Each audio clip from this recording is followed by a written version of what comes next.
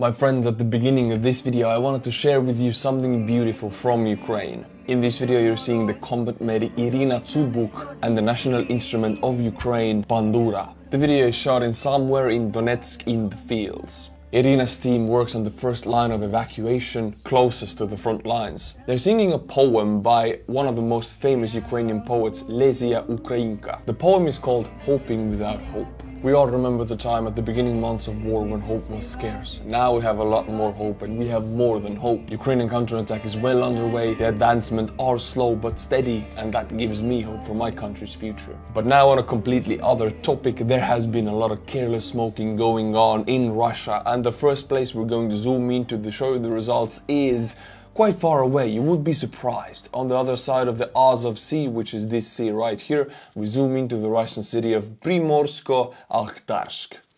Funny names these cities have. This city right here. And if we zoom into the urban area, I immediately notice these squares. Soviet Urban Planning 101 right here, you can see it. But that's not what we want to look at. Let's go a little bit to the northeast and we see a Russian military airfield of Primorsko-Akhtarsk. This is where they usually launch Shahed drones against Ukraine. So it's not a surprise for me that Russians here are smoking extremely carelessly, especially last night. It went kaboom on a big time. Let's see if we can even see any military aircraft. Yes, we can. Look at all of these bombers. What else can we see? More planes. There's plenty of planes on this airfield, plenty of targets to strike. I didn't see any choppers. Where are the choppers? More planes over here. Oh baby, they have a lot of planes. I wouldn't be smoking carelessly in the vicinity of so many planes. This airfield was hit. What was it hit with? I don't know, because it's very far away. Look at it. Of course, Ukraine wouldn't be firing the missiles or drones straight from the front line. A little bit further back, which makes this a few hundred kilometers. If you know what they used, let me know in the comments. On this video you can see Ukrainian crews evacuating M2A2 Bradley infantry fighting vehicles that have been damaged on the battlefield. We remember when the first battles of the Ukrainian counteroffensive started, quite a few of Bradleys were knocked out, not completely destroyed, but now Ukrainians have liberated the land these Bradleys are on, and it's time to put them to use once again. Bergepanzers are doing what they're supposed to do, saving these vehicles. I'm sure they will be transported to Poland and used as spare parts, or some of them will be fixed and put back in use.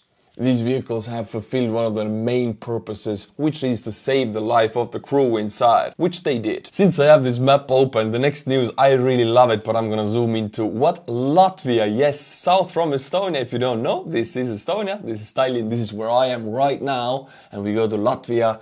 Latvia is a country that did it the first. They're now sending cars that they confiscated from drunk drivers to Ukraine. I love it so much, and I wish other countries would do that.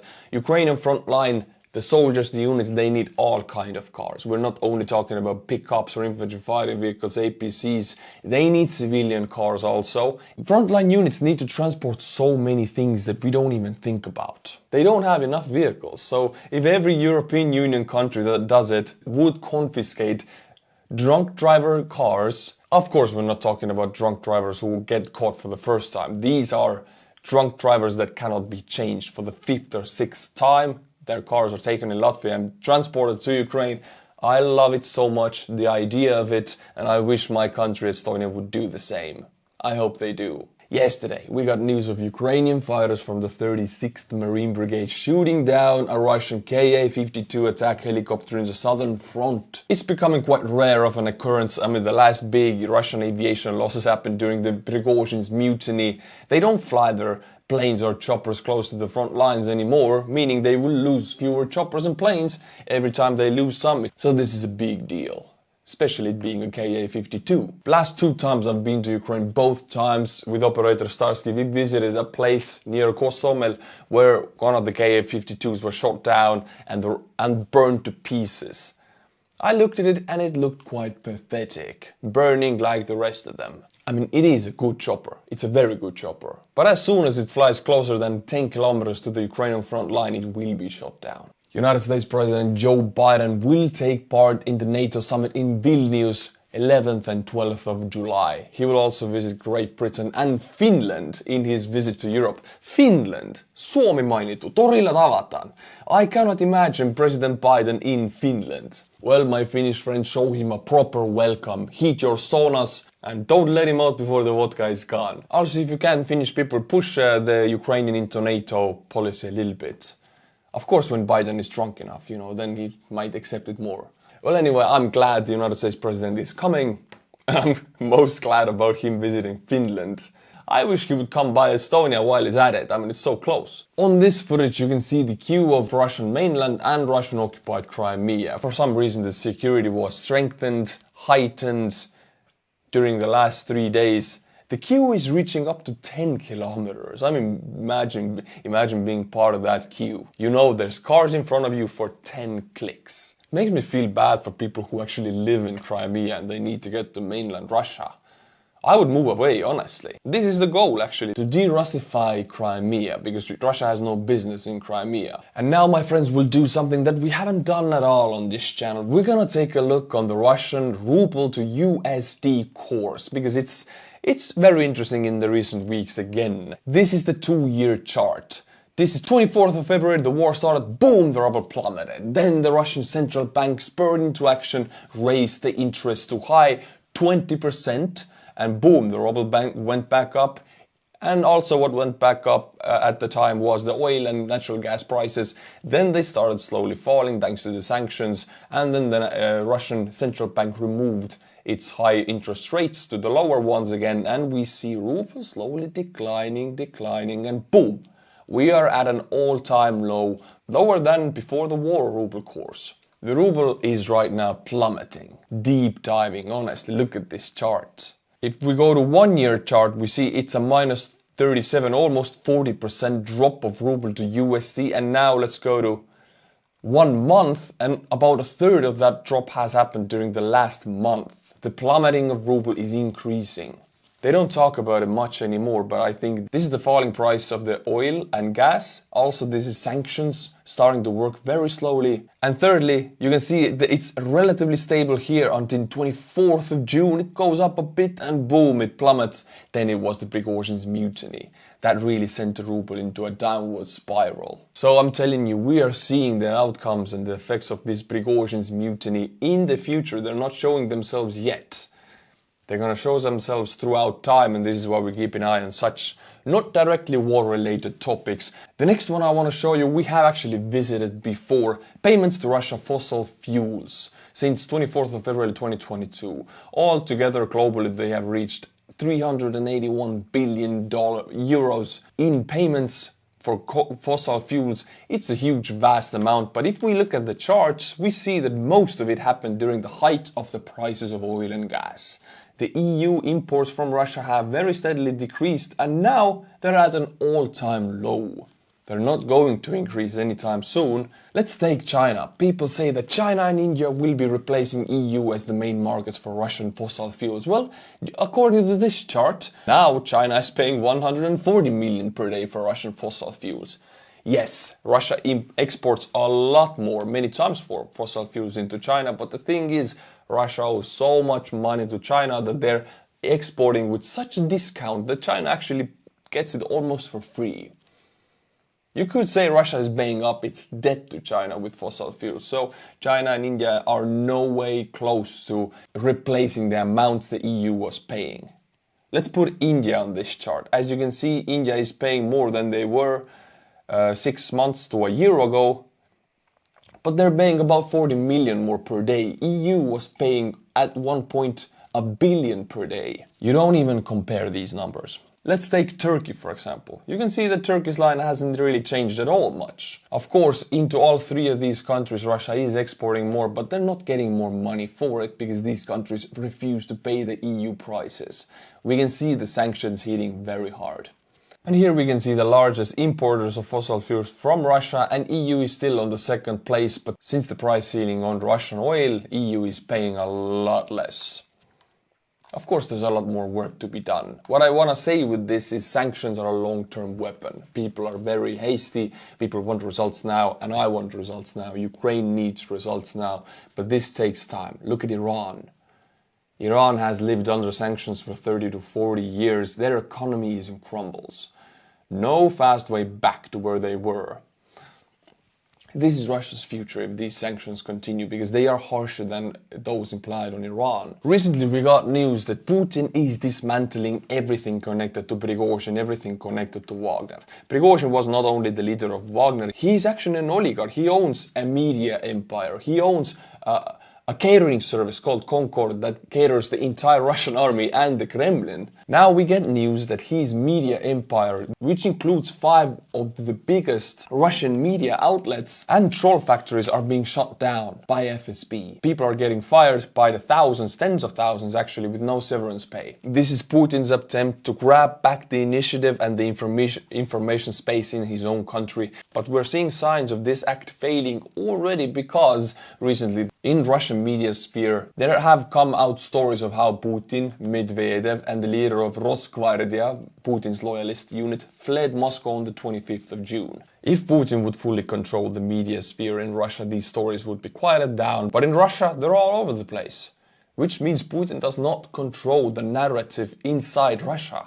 Another huge company under Prigozhin was Concord, the catering company that caters the whole of Russian army for the last 10 years, and also Kremlin. I mean the billions, tens of billions of USD Kremlin paid to Concord, all state contracts.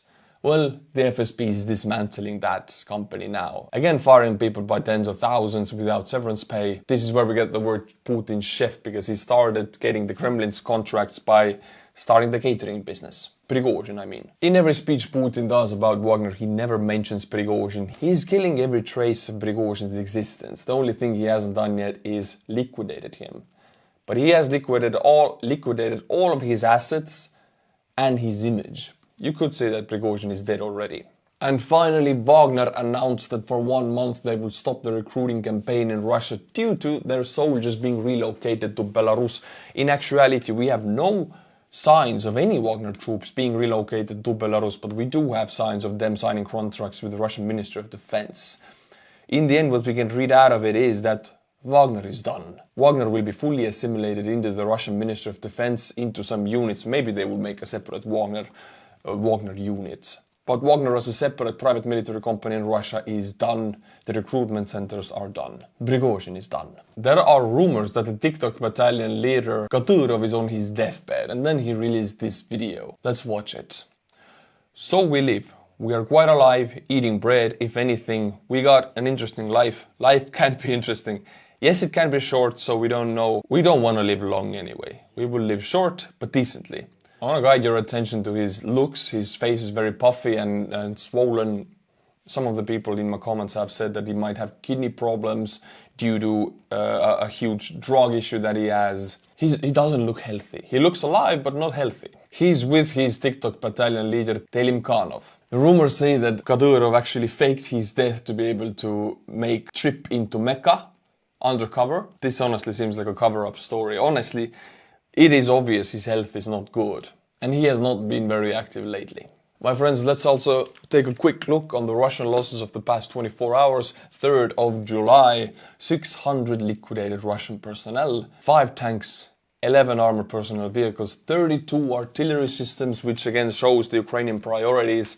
And we can read out of that they are preparing to put in motion their main reserves, which are 8 to 9 mechanized brigades with the Western tech that hasn't moved yet. 1 anti-aircraft warfare system, 1 helicopter, which we already talked about, the Ka-52, 16 UAVs, 3 cruise missiles, 18 vehicles and fuel tanks, and 7 special equipment. Overall, huge losses. Now we're gonna watch a video how Ukraine's 3rd Assault Brigade captured Russian trophies and what they found in the liberated Russian trenches. It tells a story of its own. As you can see, this is an old Mosin rifle, probably 100 years old by now. Kalashnikovs, of course, they're good enough, but the Mosin rifle.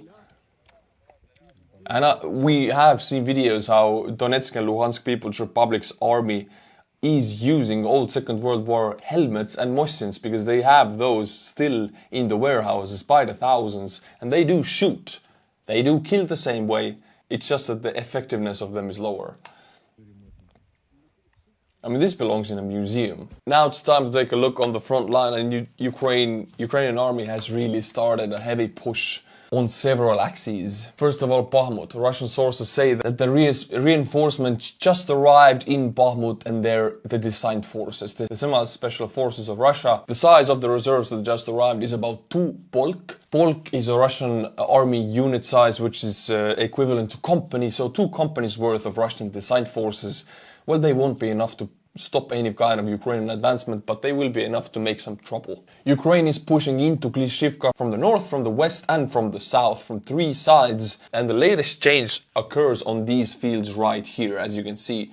This forest belt, for example, was liberated yesterday. Ukrainian assaults are getting stronger by the day. They're using more tech and more men by the day. And in the end, they will break through. If we go south from Klishivka, we get to Kurdyumivka, and this is a breach on the Donbas Canal right here. We have information that Ukrainians have liberated Russian positions on this breach, and they're getting ready to strike into Kurdyumivka. Some of the reports actually say that Ukrainians are already taking some of the urbanized areas here. The fighting goes back and forth, of course. Now we go to Velika Novosilka axis, and here actually Russians counterattacked, successfully taking back some positions. We zoom into the area of the counterattack, and you can see 3 forest belts or windbreaks. In the last video I thought I'm using it correct here. I said windbreaker, these 3 lines here, there, and you said no, that's a jacket. Okay, windbreak. These three lines right here and the top one here, Russians reoccupied these positions, pushing into the grey area. Fighting goes back and forth. Immediately if Ukrainians liberate some positions, they can expect a counterattack from the Russians. And then they have to survive that, and then they truly have liberated the positions. Now we zoom into the Zaporozhye axis, and most of the heavy fighting is happening on the settlement of Robotine. Russian military blogger Rebar has reported that the Ukrainian units broke through of the Russian defensive lines on the left flank of Robotine, and that the fighting is right now happening at the very outskirts of the settlement. That means Ukrainians are pushing actively into the settlement, urban warfare going on. Taking Robotine will be a huge issue for the Russians, because as you can see, the main goal here where the highways are pointing is Tokmak, a major logistical and military hub of the Russian-occupied Ukraine and the closest to the front lines. Now, my friends, I have a video of a Mobic from 1428th Russian Regiment who is complaining about his sad fate in the army. Video is translated by Dimitri. This opens up the situation in the hidden mobilization that Putin is doing right now. I'll read you the subtitles. 6th Company, 2nd Battalion, 1428th Regiment. As the regiment commander said, we've been attached to a volunteer corps. We'd like to immediately announce that we have not signed any contract saying we're volunteers. We do not refuse to serve, but will only complete the territorial defense objectives we've been prepared for.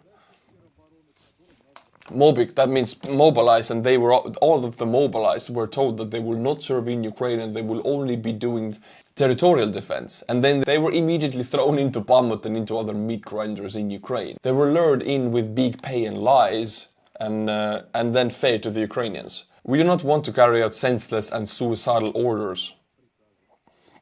The senselessness of this order became apparent when a convoy with our servicemen was defeated by artillery when approaching the zero line. Yesterday, representatives of the regiment came to us and demanded to lay down weapons, which we did. So the representatives of the regiment came to their own units and forced them to lay down their weapons, taking their weapons from them, but not transporting them, leaving them on the zero line. But without waiting for it, today we appealed to the local commandant and military police, asking to evacuate us and start the investigation. Well, you're asking for an impossible. I mean, the goal of these Mobics in Putin's eyes is to soak up the Ukrainian artillery rounds and machine gun fire. This Mobic doesn't know it, but he is right where he is meant to be in the Russian system. There's no mistake being made here. But we were told they wouldn't be able to arrest or help us. So we're waiting here for at least some reaction from military organizations. I mean, the fastest way for these Mobics to get out of battle and to get their lives saved is to hand them over to the Ukrainian side. That's the fastest and the safest way out, because the Russians are more dangerous at this point. Whether local, central or Petersburg, and for a fair investigation, never gonna happen in Russia. From a reliable source, we found that the reps of the regiment are coming to us under the guise of military commandants, return us the regiment base and intimidate us through brutal repression. The issue is that this story was not reported to the higher-ups. This is the issue with the Russian mindset. They think if the Tsar would know, if Putin, if Pipa would only know, this information is not reported to them. Well, my friends, Russian higher-ups are who designed this system. They are the reason this system is in place and the reason why it works. They are the reason this cannon fodder is used like that. And the cannon fodder itself thinks that only if they knew they could fix our position. This is an appeal to Vladimir Putin, to the higher-ups. They have been so brainwashed that they actually love their higher-ups, thinking they could change, thinking the higher-ups can change the situation, not knowing that this is the reason why they're in this mess. Unfortunately, the propaganda has been incredibly effective for the last 20 years in Russia. This is the zombified outcome we see here. And our command wants to intimidate and break our will. This is why most likely our weapons were seized. During the seizure, no notes were made about this in our military documents. Oh, poor guy. We have one more video about the Wagner cemetery desecrated in Russia.